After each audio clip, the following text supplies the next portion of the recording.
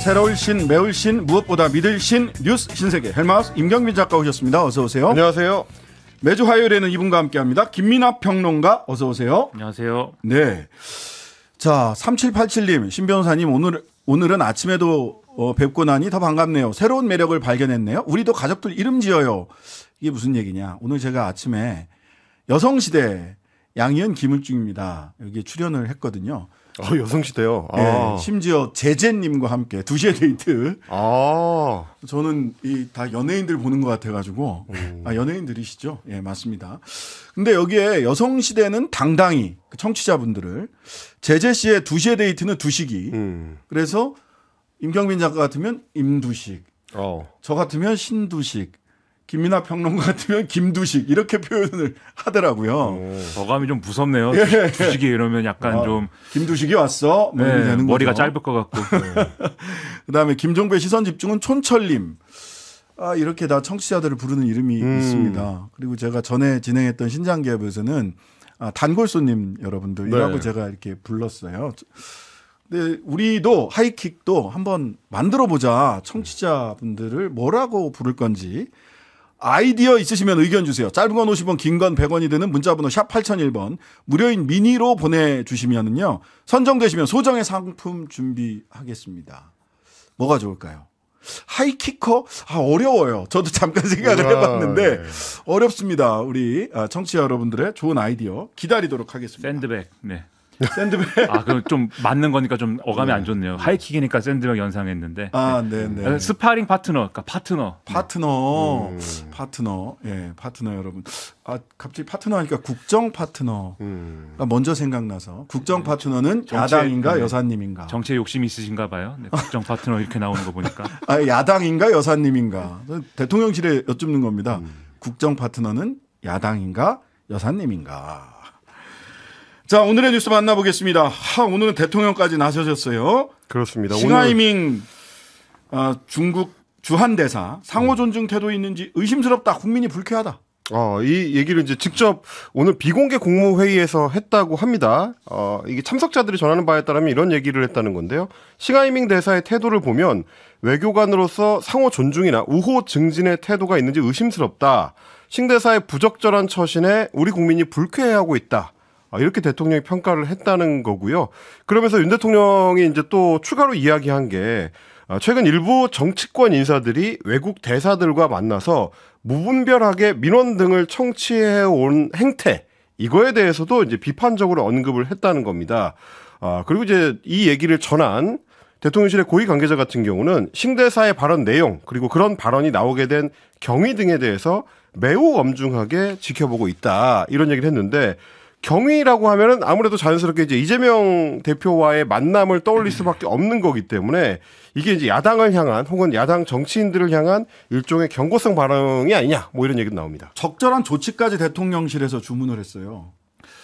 근데 저는 이제 싱하이밍 대사의 문제의 발언이 한국 사람 입장에서는 뭐 기분이 나쁘기도 하고 그건 사실이고, 또 싱하이밍이 이제 뭐 이렇게 얘기하면 좀 그런데 주제넘은 얘기를 했습니다. 그건 맞는데 저는 어쨌든 여기에 대응하는 것도 외교 전략인 거잖아요. 그럼요. 어떤 전략을 가지고 어떤 결과를 의도하는 것이냐, 어떤 목표를 갖고 있는 것이냐, 이게 좀 의문인 상황인데, 왜냐하면 지금 계속 이제 여당도 그렇고 정부도 그렇고 싱하이밍이 문제다 이거잖아요. 그러니까 중국이 문제다가 아니에요. 지금 중국의 정책이 문제다, 중국의 태도가 문제다가 아니라 싱하이밍이 문제다라고 하는 거고, 싱하이밍에 대해서 조치를 해라 이 얘기잖아요. 근데 이제 외교 이 정책이라는 데 있어서 어떤 그런 이제 사람에 대해서 조치를 하기 위해서는 조치를 하는 과정이라는 거는 국외적인 맥락도 있지만 사실 국내적으로도 시선이 있는 거고, 국내적으로도 국내적인 상황도 감안해야 되기 때문에 이게 어떤 행위가 문제가 되느냐에 대한 평가가 갈릴 수가 있다면 그것은 이제 쉽지 않은 문제인데, 예를 들면은 똑같이 일본에 대입해가지고 우리가 한번 생각을 해보자고요. 네. 이제 예를 들면은 이제 한국에 이제 일본에 있는 주일 대사가 예를 들면 기시다 후미오 총리한테 당신 생긴 게 반맛 떨어진다 뭐 이렇게 얘기를 했다. 그거는 이제 본국에서 소환을 해야죠. 그거는 정말 이 사람에 대해서 조치가 필요한 그러한 어떤 모욕적인 언급을 한 거지 않습니까? 그런 건 조치를 해야죠. 근데 그게 아니라 예를 들면 당신들이 후쿠시마 이 발전소 오염수를 이렇게 허술하게 방류를 할 경우에는 앞으로 상당히 어려워질 것이다. 이렇게 얘기를 했다고 할 때 이게 일본에서 볼 때는 외교적 결례일 거거든요. 근데 한국 사람이 볼 때, 우리 한국의 국민들이 볼 때 이런 이유로 한국 정부가 이 주엘 대사를 만약에 소환했다, 본국 소환했다라고 하면은 이건 굴욕적이다 이렇게 생각할 거 아닙니까? 그렇죠. 지금 싱하이밍 대사가 지금 한 발언은 예를 들면은 윤석열 대통령에게 모욕을 줬다든지 우리 한국 국민들에게 직접적으로 한국 사람들 뭐 이상하다라는 얘기를 했다든지 그러면 이게 정말 이 빼도 박도 못하는 얘기가 되는데 그건 또 아니에요. 그러니까 중국 정부의 입장에 굉장히 강압적인 입장 그리고 일방적인 입장을 또 막 얘기를 한 것인데 그게 중국 사람들 볼 때는 본국 소환할 문제냐라고 하면 쉽게 동의가 안 될 거거든요. 그러면 이게 그러면 중국이 싱하이밍에 대해서 조치를 못할 거 아닙니까? 지금 태도도 그렇고. 그렇죠. 그러면 이 상황을 우리는 조치를 요구하고 중국은 조치를 하지 않고 이 상황이 유지가 돼야 되는 거고 싱하이밍 임기가 끝날 때까지 유지가 돼야 되는 거고 그 기간 동안에 그럼 중국하고의 대화라든가 어떤 서로 간의 어떤 뭐 입장을 좁혀가는 예를 들면 뭐 한중일 뭐 회의라든가 이런 거 다 어려워질 수 있는 그런 국면이 되는 거거든요. 그것까지 감당할 어떤 전략을 가지고 지금 이렇게 가는 거냐 그런 점이 저는 의문입니다. 그런 전략이 잘 안 보이는 게 발언이 굉장히 거칠어지고 있어요. 특히 저는 김석기 의원이 한 발언이 야 이게 여당 의원이 이렇게까지 강하게 얘기를 하면 이걸 어떻게 수습하려고 하나 어떤 전략을 갖고 있는가 소개를 좀 해주시죠. 김석기 말씀하신 의원. 그 대목입니다. 사실은 지금 이제 대통령실에서 핵심 관계자 발로 나오는 발언들하고 여당 소속의 이제 김석기 의원의 발언을 종합해 보면 지금 싱하이밍 대사에 대해서 사실상 그 페르소나 논 그라타라고 해가지고 이거는 우리가 외교적으로 이 인물은 기피하겠다. 본국 송환해라라고 하는 수준의 이야기들이 지금 나오고 있는 거거든요. 김석기 의원 같은 경우는 어제 대정부 질문 때도 굉장히 강한 발언을 했었고 오늘 나오는 얘기도 이런 얘기입니다. 상습적으로 우리 국민들을 무시하는 그런 오만한 태도를 보여온 사람이다. 싱하이밍 대사를 추방해야 한다라고 직접적으로 언급을 했습니다. 이제 두 가지를 봐야 되는데 하나는 이재명 싱하이밍 대사를 만난 이재명 대표를 비판하는 거면 그냥 이재명 대표를 비판을 하면 되거든요. 근데 걸어치기 하는 것 같은 느낌인 거예요. 싱하이밍 대사를 비판함으로 인해서 이재명 대표를 비판하기 위한 정치적으로 하는 게 하나 뭐 그것도 좀 적절치 않다. 외교를 내치에 그런 식으로 정쟁의 수단으로 끌어오는 것. 그다음에 하나는 이거 페르소나 논 그라타는 단교 직전의 수위거든요. 그리고 페르소나 논그라타의 사례들을 우리나라나 해외에서 있었던 사례들을 보면 간첩죄 저지른 사람들, 스파이 활동했던 그렇죠. 사람들 이런 사람들한테 페르소나 논그라타에서 외교관 추방을 하는 거거든요. 근데 이거를 진짜 하자고 하는 것인지 전 김석기 의원한테 좀 여쭤보고 싶어요. 그리고 이제 오늘 대통령실 핵심 관계자가 그 발언을 마치 이제 받는 것처럼 비슷한 이야기를 한 건데 중국 측이 이 문제를 숙고해보고 거기에 대해 적절한 조치를 취해줄 것을 기다리고 있다라고 이야기를 했습니다. 그러니까 싱하이밍 대사에 대해서 중국 쪽이 실질적인 조치, 그러니까 본국 송환이라든지 뭐 일시 송환이라든지 어떤 조치든지 뭔가 변화가 있어야 된다라는 입장을 대통령실에서 밝힌 셈이기 때문에 아까 이제 김민하 평론가 얘기한 것처럼 여기에 대해서 그럼 별도의 조치가 이루어지지 않을 경우에는 어떻게 할 거냐. 이런 문제가 추가로 발생할 수 있는 이런 게 본국에서 송환 조치를 했던 게 어떤 일이 있었냐면 벨기에 대사 부부 특히 부인이 한국 그 옷가게에 일하시는 분을 폭행을 했잖아요.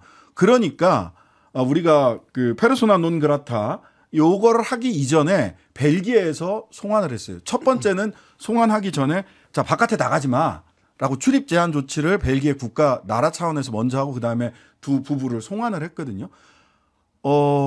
싱하이밍 대사의 행위가 그런 정도인가 또는 단교 직전의 행위인가. 그래서 이제 그런 것들에 대한 일부 언론 보도가 갑자기 나오고 이런 배경이 뭘까에 대한 좀 의문도 있습니다. 예를 들면은 뭐 접대를 받았다든지 뭐 이런 류의 보도가 있지 않았습니까? 캐비넷 개방, 외교관을 상대로 한 검찰 캐비넷이 개방되고 있다는 느낌적인 느낌? 그렇죠. 뭐 그럴 수도 있는 것이고 그다음에 이제 지금 대통령실이 국민들이 상당히 불쾌하고 있다 얘기했는데 국민들이 불쾌하고 있는 것도 맞는데 제가 볼 때는 일반적인 국민들이 불쾌하는 것보다 지금 2배, 3배 불쾌하신 분이 있을 거예요. 그 대통령입니다. 제가 볼 때는. 특별히 싱하이밍에 대해서 지금 불쾌한 바가 있어요. 왜냐하면 이게 추측입니다. 여기는 평론가니까 추측을 할 수 있죠. 네, 그럼요. 변호사는 좀 어려울 수 있지만 평론가 추측을 합니다. 네. 평론가 입장에서 생각을 할 때는 정치에 대해서 여러 가지 뉴스를 보면서 이제 여러 가지 상상을 하는 평론가 입장에서 볼 때는 대선 때 어떤 일이 있었습니까?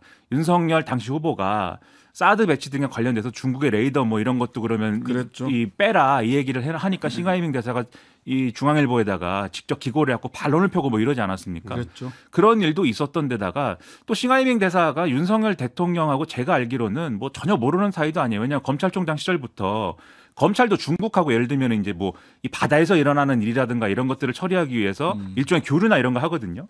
제가 알기로는 그때도 이제 이 공식 행사나 이런 데서 접하던 인사입니다. 그래서 처음에 윤석열 대통령이 이제 그 정치 이 진출 선언했을 때 반갑게 만나고 뭐 이런 거 생중계하고 뭐 이랬거든요. 그렇죠. 그래서 그런 것들을 종합을 해보면 배신감도 있는 것 같고 좀 불쾌한 부분이 있지 않을까라는 생각이 들고 그걸 아니까 그 심중을 아니까 여당과 지금 정부와 대통령실이 좀 과도하게 움직이는 측면도 있지 않나라는 생각이 드는데 하지만 그렇다 해도 어쨌든 싱하이밍 대사의 잘못이 있는 거예요. 있기는. 그러면 이 잘못을 바로잡기 위한 적절수위 그리고 이 잘못을 가지고 어떻게 하면 우리의 국익을 해치지 않는 방향으로 전략을 가지고 갈 것이냐에 대한 어떤 좀 이 면밀한 고민이 있어야 되는 것인데 그냥 막 이쪽으로 간다고 해서 와 몰려가는 식의 이런 거 나중에 어떻게 감당할 것이냐 좀 저는 그게 의문입니다. 어제 대통령실 핵심 관계자가 대사라는 자리는 본국과 주제극을 잇는 가교다. 근데 그 역할 제대로 못한다. 즉 중국의 뜻과도 어긋나게 싱하이밍 대사가 이런저런 말들을 한 거다라는 취지의 발언을 했습니다. 중국의 본국의 입장은 어떻습니까? 그러면. 오늘 이제 왕원빈 외교부 대변인이 정례 브리핑에서 입장을 밝혔는데 그렇게 생각하지 않는 것 같은 이제 반응들이 좀 나왔습니다. 연합뉴스 쪽에서 우리 대통령실에 적절한 조치를 요구한 거에 대한 입장을 물어봤는데 지금 나오고 있는 얘기들이 대대적으로 부각할 화제가 되어서는 안 된다는 것을 다시 한번 강조하고 싶다. 그러니까 말하자면 이게 그렇게 화제거리가 될 일이냐라고 이야기한 거기 때문에 어떻게 보면 싱 대사에 대해서 뭐 별도의 조치를 취하지 않겠다는 입장을 우회적으로 이제 표현한 걸로 볼 수 있을 것 같고요. 그러면서 이제 오늘 아침에 나왔던 아까 이제 김민하 평론가도 지적을 했었던 이 일종의 이제 접대 의혹. 그러니까 뭐 한 대기업이 1,000만 원 상당의 이제 숙박 시설을 무료로 이용할 수 있게 제공을 했다라는 보도가 오늘 아침에 나왔는데 그거에 대해서는 이런 반응이었습니다. 싱하이밍 대사가 한국의 각계각층 인사들과 광범위하게 접촉하고 교류하는 거는 그 직무에 해당하는 것이고 목적은 양국의 이해를 증진시키고 협력을 촉진하면서 중한 관계의 발전을 유지하고 추동하는 것이다. 그러니까 할 수 있는 일을 한 것이다. 라는 입장을 밝힌 것이기 때문에 한국 대통령실에서 요청하는 것처럼 소환이라든지 뭐 교체 같은 추가 조치가 일어날 가능성은 그렇게 높아 보이지는 않습니다. 딱 하나만 짧게 덧붙이면 시간도 없지만 그 이제 싱하이밍 문제는 싱하이밍 문제고 그러면 좀 총체적으로 이제 여러 곳에서 지적이 되는 게 윤석열 정권이 대중국 전략이 있는 거냐, 전략이 있어서 강경 드라이브 하는 거면 그건 또 있을 수 있는 일인데 전략이 있는 거냐에 대해서는 보수 진보를 가리지 않고 전문가들이 우려를 좀 표하는 부분들이 있어요. 그리고 이게 예를 들면 대중국 전선에서 중국 반대한다라는 이 국가나 세력들이 하나로 뭉쳐 있으면 한국만 콕 집어가지고 중국이 때리기가 어렵지만 다른 국가들이 슬슬 이제 뒷걸음질 치고 지금 유럽이나 미국 같은 경우에는 대화를 하자, 고위급 협의를 하자, 그다음에 뭐 디커플링이 아니고 뭐 디리스킹이다 이러면서 좀 빼지 않습니까? 그 경우에 근데 우리는 뭐 돌격 앞으로 하면 우리가 중국에 꼬투리 잡히는 거죠, 사실. 그 전까지 고려한 움직임이냐 이런 것들 앞으로 좀 잘 생각해서 움직일 필요가 있다는 얘기입니다. 예, 제일 길고 크게 이렇게 무역 갈등을 빚었던 호주 지난달 11일 4년 만에 호주 돈 페럴 통상부 장관 베이징 방문해서 왕원타오 중국 상무부 장관과 만나 무역 협력 확대하기로 했습니다. 호주도 그러고 있어요. 예. 왜냐하면 그쪽에서 호주에서 무연탄, 석탄을 제일 많이 수입하거든요. 그거 없이 못 살거든요. 서로 간에 의존할 수밖에 없거든요. 아시다시피 이제 호주는 미국의 핵심 동맹국 중에 예, 파이브 아이즈 그 앵글로색슨 그 그룹들 있잖아요. 미국, 영국, 호주, 뉴질랜드 해서 정보기관의 이 플랫폼을 같이 쓰는 단위거든요. 여기도 그러고 있어요. 한국만 이러고 있다. 전략이 있는지 궁금하다. 걱정스럽고. 자, 오늘 본격적으로 국민의힘이 나섰습니다. 이동관 특보 아들 학폭 의혹. 야 이거 자식 문제까지 이러면 안 되는 거 아니야? 뭐 이렇게 나서고 있어요. 여당의 분위기가 좀 급격하게 반전되는 상황입니다. 오늘은 아예 학교 폭력 자체가 없었다라는 식으로 이제 해명을 거들고 나섰는데요. 그러면서 이제 동급생들 사이에 다툼이었던 건데 이걸 학교 폭력으로 포장을 했다라는 주장까지 나왔습니다. 이철규 국민의힘 사무총장이 직접 발언을 했는데요. 들어보시겠습니다. 민주당은 이동관 특보에게 마녀 사냥식의 공격을 퍼붓고 있습니다. 또한 언론은 팩트가 확인되지 않았음에도 불구하고 가짜 뉴스를 마구잡이로 생산하고도 있습니다.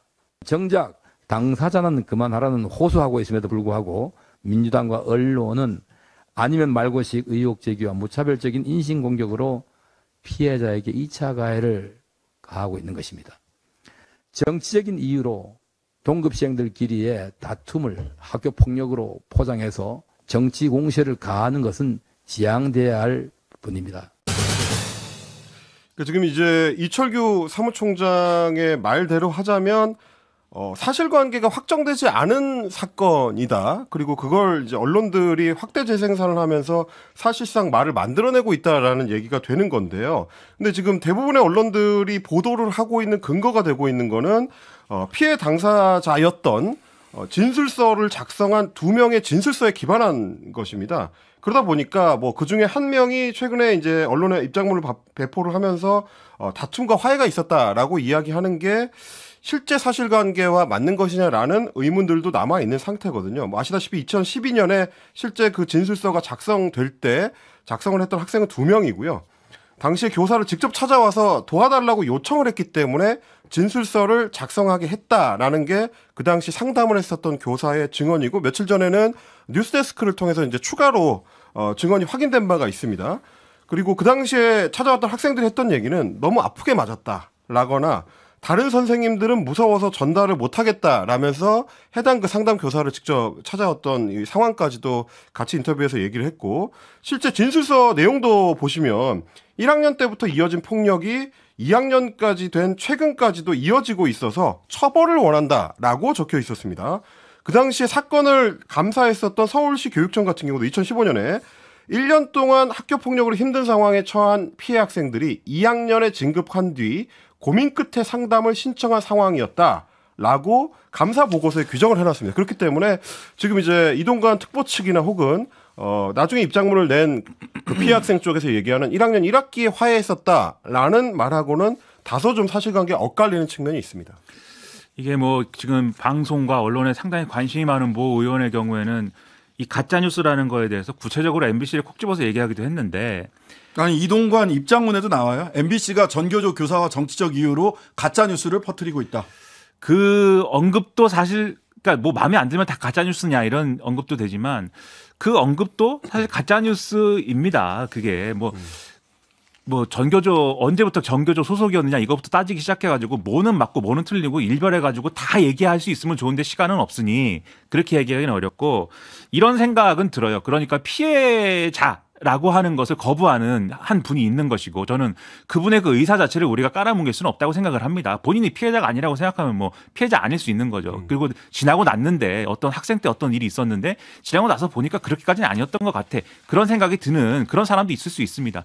근데 이게 최소한 피해자가 4명인 거지 않습니까? 최소한. 그리고 나머지 3명과는 의견이 다를 수 있다라고 이 피해자가 나는 아닙니다라고 하는 분도 얘기를 하고 있는 것이고 또 그 이 입장문에 보면은 이분이 언론에 돌린 입장문도 보면 이것은 참고용으로만 보고 직접적으로 공개하지 말았으면 한다라고 또 써 있어요.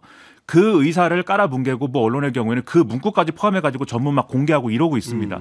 그분에게 더 큰 부담을 안기고 그분에게 더 큰 어려움을 주는 이 사람들이 누굽니까? 그런 것들을 고려해 봤을 때는 정치적으로 이용한다라는 거에 있어서는 지금 이 예를 들면 언론이나 야당이 이 정치적으로 이용하는 게 아니라 여당과 이 대통령실과 이동관 특보 측이 이 상황을 정치적으로 이용하고 있는 것이고 그 결과는 결국 이동관 특보가 방통위원장이 돼야만 한다. 이걸 가지고 지금 밀어붙이고 있는 거 아닙니까? 누가 어떤 국민이 내 자식이 학교폭력 가해자이다라는 것을 알아보기 위해서 이사장한테 전화를 해갖고 물어봅니까? 거기서부터가 말이 안 되는 거잖아요. 그런 의심을 안고 남들이 이 의혹을 제기하는 거에 대해서 가짜뉴스다. 이렇게 해서 이게 해결이 되겠습니까? 전혀 해석 안 되죠. 그냥 가짜뉴스만 아니라 나는 한 놈만 패처럼 MBC와 전교조 우리 선생님 전경원 선생님 여기를 가짜뉴스의 산실 징계를 피하기 위해서 정치적 의도를 가지고 가짜뉴스를 생산하는 곳으로 딱 찍었어요. 예, 바이든 날리면 때 재미를 봤다. 그렇게 돌파할 수 있다라고 생각을 하시는 것 같습니다. 자, 추가 의혹에 대해서는 잠시 후에. 예, 광고 듣고 와서 추가 의혹에 대해서 말씀 나누겠습니다. 잠시만요. 신장식의 뉴스 하이킥 임경빈, 김민아 두 분과 함께 뉴스 신세계 이어가겠습니다. 이동관 아들 그 학폭 관련된 의혹. 우리는 학폭 의혹이라고 어떤 사람들은 학폭 의혹이라고 얘기를 하고 국민의힘에서는 가짜 뉴스. MBC와 전교조 출신 전경원 그 교사가 징계를 피하기 위해서 가짜 뉴스다 이렇게 얘기를 하고 있는 사건에 대해서 이야기하고 있는데요. 전학 사유. 그렇습니다. 이거 관련된 이제 의혹이 제기가 된 건데 이제 왜 이게 중요하냐면 아까 이제 김민아 평론가도 짚어주셨습니다만은 실제 학폭 사건도 중요하고 그에 이어서 아버지의 소위 이제 권력형 무마 의혹이 연결고리로 이어져 있기 때문입니다. 그리고 이제 거기에 대해서는 나중에 이 가해 학생으로 지목된 이동관 특보의 아들이 수시를 통해서 이제 대학에 들어가기 때문에 그 과정에서 전학 간 학교가 이 사실을 어떻게 인식했는지 그리고 그게 중요하죠. 입시 과정에서 이게 서류에 어떻게 적혀 있었는지가 굉장히 중요한 쟁점이 됩니다. 그런데 오늘 이제 한겨레의 보도에 따르면 당시 이제 폭로를 했었던 정경원 교사가 한 얘기로 보면 전학 가는 과정에서 전출입 사유를 정직하게 적지 않은 것 아니냐. 이제 이런 의혹 제기를 한 겁니다. 전학 갈 때 원래는 학부모가 적고 그리고 교장이 승인하도록 돼 있는 전출입 사유서라는 게 있는데 전학 갈 때 이제 이유가 뭐냐라고 적는 거죠. 근데 거기에다가 영어 교과 난도가 높아서 적응하기 힘들어 전학을 간다. 아이고 힘드셨어요. 적었다는 얘기가 나온 겁니다. 그러니까 이제 우리가 지금 아는 것처럼 혹은 이동관 특보가 해명문을 통해서 이야기를 한 것처럼 학교 폭력 관련해 가지고 일종의 징계 조치로 전학을 갔다고 적지 않고 학교에 적응하지 못해서 특히 영어 교과의 난도가 높은 이 자사고였기 때문에 힘들어서 전학을 간다라고 쓴 걸로 돼 있었다라는 증언이 나온 거다 보니까 그러면 결국 이제 전학을 간 학교에서는 이 학생이 학교 폭력 때문에 징계성 전학을 온 거라는 걸 인식하지 못했을 것이고 그게 학생기록부에 적혀 있지 않았다면 역시 마찬가지로 수시 입시를 치르는 과정에서도 걸러지지 않을 가능성이 있다. 그래서 이제 2015년에 국정감사 당시에도 국회에 출석했었던 교사들이 그런 얘기를 했었던 겁니다. 이거는 그대로였다면 학폭위를 치르지 않고 그리고 학적부에 적히지 않았다면 일종의 입시 부정이라고 할 수 있다라는 증언이 나왔던 것도 이런 맥락이라고 볼 수 있겠습니다. 핵심은 이동관 특보가 그 당시에 구체적인 어떤 행위를 통해서 이러한 사실들을 덮었느냐, 그냥 이렇게 없는 일로 만들었느냐, 은폐했느냐 이거 아닙니까? 이런 정황들은 그랬을 것 같다라는 신증을 굳히게 만드는 그러한 얘기들이거든요. 아까 이사장한테 전화한 것까지 포함해서. 그렇죠. 그런데 아마도 답정너인 것 같아요. 그냥 논란이다라고 하고 임명 강행한다 논란이 있는데 청문보고서 채택도 안 됐는데 그냥 임명하겠다 이렇게 갈 것 같고 그 결과로 이동관 특보가 지향하는 방송통신 정책이 마구 앞으로 펼쳐질 것 같아서 저는 상당히 벌써부터 걱정이 많이 됩니다. 예, 이분들의 이제 이동관 특보가 방송위원장이 된다면 본인이 어떤 일을 하겠다라는 것도 입장문 끝에 있어요. 공영방송의 무책임한 행태를 개탄하며 방송의 자정 능력 제고가 시급한 것을 절감하는 계기였다. 공영방송 무책임하다. 가짜 뉴스 만든다. 그러니까 자정 능력 제고를 위해서 방통위원장의 권한을 풀스윙으로 쓰시겠다. 요게 이제 본인의 의지예요. 그건 자정 능력이 아니죠, 근데. 네. 자정이 아니죠, 그것은. 예, 타정. 네. 두드려 맞는 것이죠. 예. 네. 그렇습니다. 자정 능력 제고라고 하겠죠. 뭐 경영진부터 바꾸면 되는 거니까. 예. 조금 전에 YTN 단독이었습니다. 하나고 고위 관계자가 당시 선도위 학폭위 열지 않은 건 잘못이다 하고 인정을 했어요. 우선순위에서 밀려 있었다. 선도위도 안 열었네. 이것도 결국 하나고 고위 관계자가 인정을 했네요. 학폭이 열지 않은 것뿐만 아니라. 두 가지인 것 같아요. 그래서 이동관 특보 해명이 틀렸다 하나랑 그런데 그걸 열지 않은 책임은 그냥 우리한테 있다. 하나고에 있다. 네, 우선순위에서 밀렸네요. 하나고에 죄송합니다. 있다. 네. 이동관 특보가 뭐 압력을 행사하거나 직권을 가지고 뭔가 이 힘을 영향력을 행사한 것은 아니다. 우리가 잘못했다. 안 열린 건 사실이다. 여기까지가 지금 뭐 보이는 속보로 보입니다. 자, 박형 용산구청장 7월 7일 날 석방이 돼서 8일 날 출근을 몰래 했죠. 유종 몰래. 9일 날 연차 내고 12일 날 또 병간했어요. 뭐 어떻게 하고 계시는 거예요 지금? 오늘 이제 용산구청에서 밝힌 바에 따르면 9일 이후로 입원 치료를 받아왔다고 하고요. 그래서 이제 12일에 병가까지 냈던 건데 오늘 업무에 정식으로 복귀를 했다는 얘기가 들려옵니다. 그러면서 하는 얘기가 박 구청장이 희생자의 넋을 기리며 유족과는 별도의 시기와 방법을 협의해서 만나겠다라고 밝혔다는 건데 문제는 이제 12구 참사 유가족들이 과연 그런 식의 만남을 지금 원하고 있을 것이냐 굉장히 회의적이다라고 할 수밖에 없습니다. 왜냐하면 지난 8일부터 오늘까지도 서울 용산구청 구청장실 앞에서 12구 참사 유가족들은 구청장의 출근 저지 농성을 벌이고 있고요. 거기 적혀있는 구호는 공직자 자격 없는 박희영 구청장 사퇴하랍니다. 과연 박희영 구청장이 원하는 방식의 만남이 이루어질 수 있을지 여러 좀 회의적인 시각들이 많은 것 같습니다. 박 구청장이 이야기한 희생자의 넋을 기리는 방법이 무엇일지, 무엇이 진정 희생자의 넋을 기리는 진정성 있는 행위일지 이거를 고민해 보셔야 될 것이다. 뉴스 진세계 지금까지 헬마우스 임경빈 작가 김민하 평론가였습니다. 감사합니다. 고맙습니다. 하루 종일 기다려지는 진짜 시사. 평일 저녁 6시 5분 신장식의 뉴스 하이킥.